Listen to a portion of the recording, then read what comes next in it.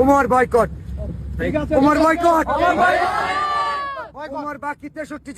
উমরের কিছু fan follower, আমরা ঠাকুরগাঁও আসছিলাম, ফান্ড কালেক্ট করতেছি, মানবিক কাজ করতেছি, বাট তারা আমাদের এখানে ডিস্টার্ব করছে, সিনক্রেট করছে।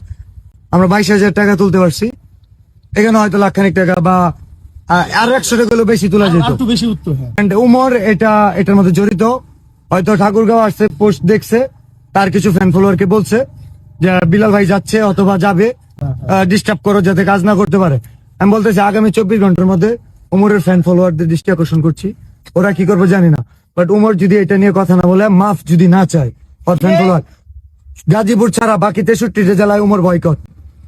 এন্ড এর পরবর্তীতে উমরের সাথে যদি কিছু হয়, চর্চ অফ বিলাল দায়ী না, কারণ চর্চ অফ বিলাল মানবিক কাজ করব, তার ফ্যান ফলোয়ার যদি এইসব কাজে বাধা দেয়, উমরের জন্য বাকি 63টা জেলা আমি বন্ধ করে দিতে পারবো। এটা লাস্ট ওয়ার্নিং উমর, এটা তোমার জন্য লাস্ট ওয়ার্নিং। বাকি 63 জেলা তুমি পা রাখতে পারবে না। তোমার ফ্যান ফলোয়ারদের এখনো সময় আছে, তুমি বলবা, আগে তোমার মানুষ হওয়ার দরকার, তোমার আগে মানুষ হওয়ার দরকার, ঠিক আছে? আগে তোমার মানুষ হওয়ার দরকার। আমি 24 ঘন্টা সময় জেলায় মানবিক কাজে যে বাধা দেয়, এই ঠাকুরগাঁওয়ের পোলাপানে উমর বলে দিচ্ছে, না হলে ঠাকুরগাঁওয়ের পোলাপানে স্পট দেওয়া হয় না।